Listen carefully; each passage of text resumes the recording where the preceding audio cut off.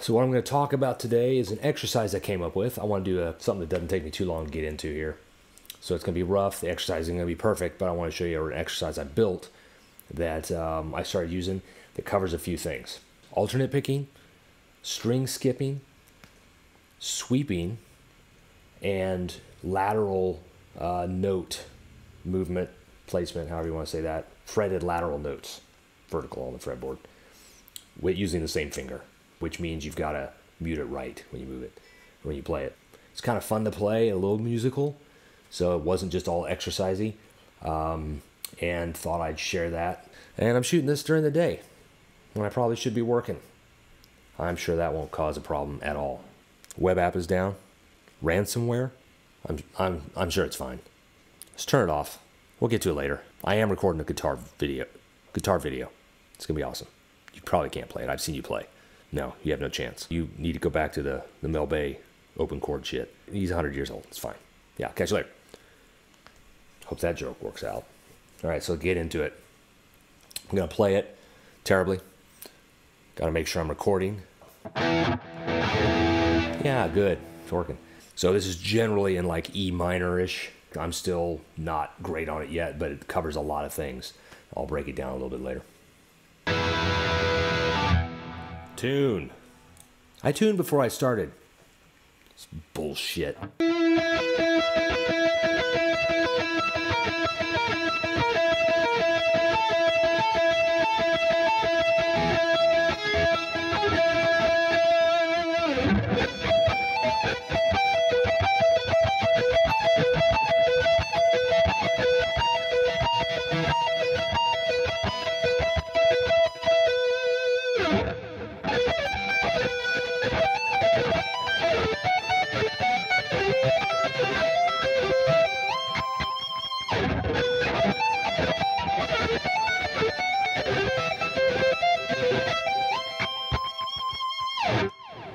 So a couple of things to talk about here. You can see me having some issues. I'm not real clean yet on this. So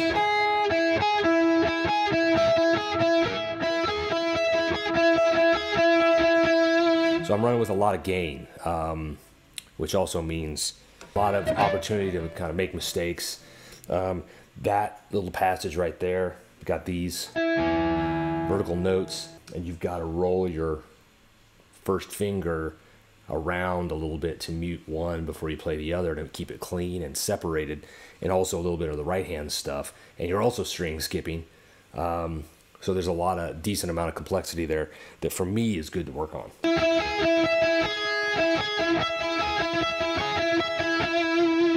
I don't have any issues with it, or I don't have as many issues with it outside the other notes, right?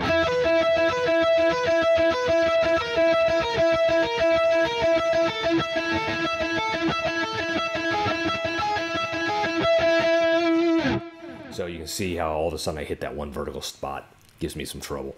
The other thing I do up here, I'm doing alternate picking. I'm doing kind of a arpeggiated, triad, right? I'm doing very strict alternate picking. I'm not sweeping that. The thing that's kind of easy about that is it's down, up, down, up, down, up, down. So it's consistent the whole way through because I'm playing one note per string and across three strings. My picking pattern doesn't alternate as I go through that sequence. But there's also vertical string movement here, right?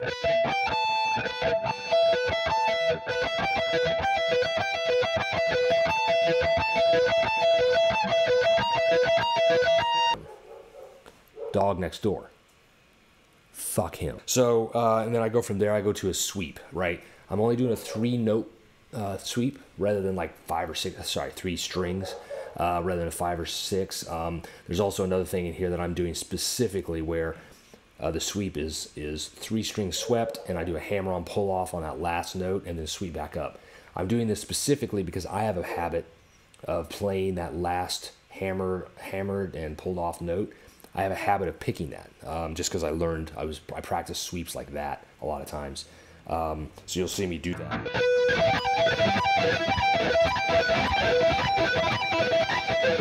Which I didn't want to do that. I wanted to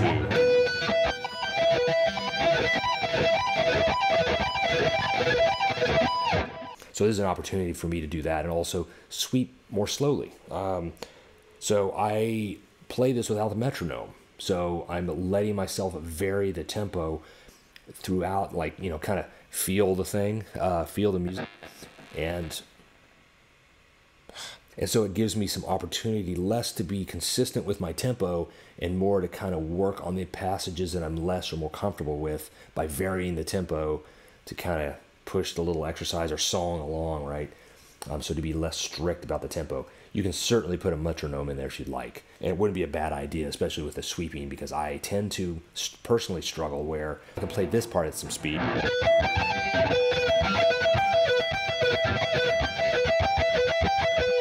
So that I can play at some speed, but the sweeping, playing that slowly, I have a harder time with, oddly. You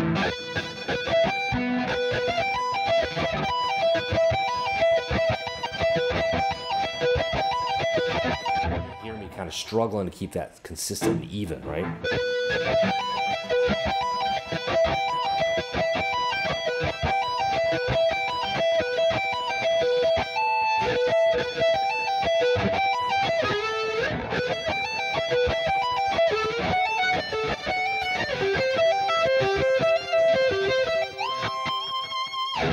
This also lets you practice that at the speed you're comfortable with, and also making sure you're playing that cleanly. And so speed up, slow it down, however you want to fit your particular goals. I also vary it a little bit, so I'm not just playing the same pattern over and over. I want to get some muscle memory in there, but I also want to keep my fingers from not being able to vary and do exactly what I want them to do, and get used to the sweeping itself regardless of what I'm sweeping. So I'll play that section again so you can see it.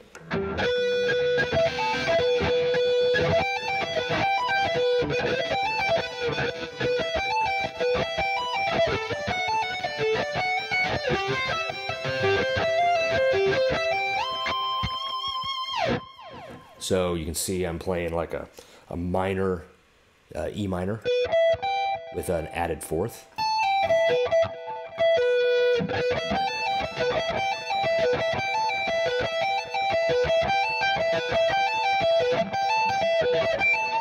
And then I play an added fourth, and then I go up to the full E minor with the high B.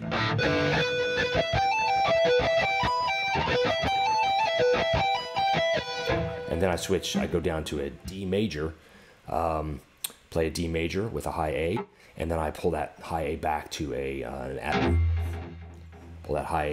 added fourth to the G, just to give that some variety.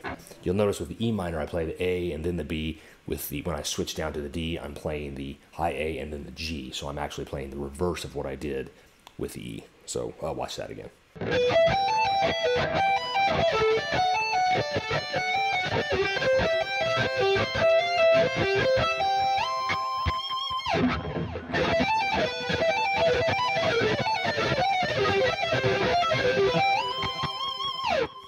So again, you can speed that up, but you can see I'm giving my fingers some tongue twister type stuff, right? Finger twisters.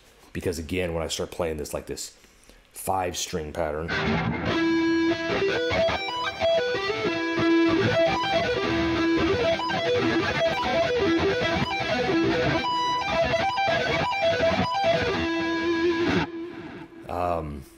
you can see that pattern in there, but say I want to switch to an E major.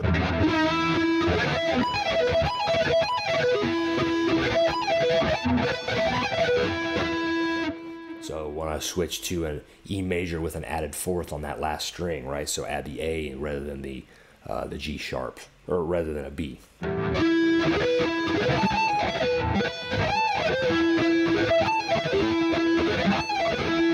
Again, not clean at all, that's shitty.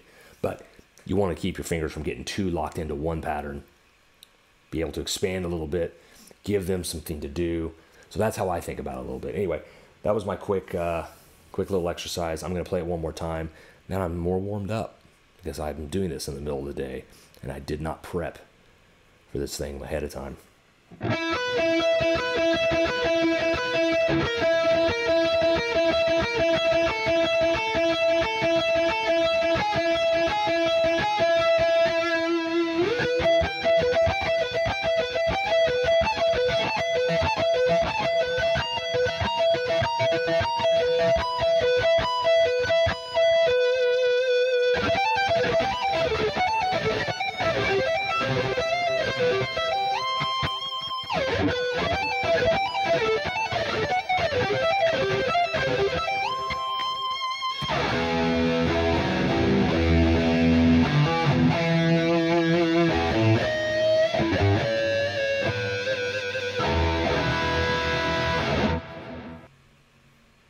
That's all I got.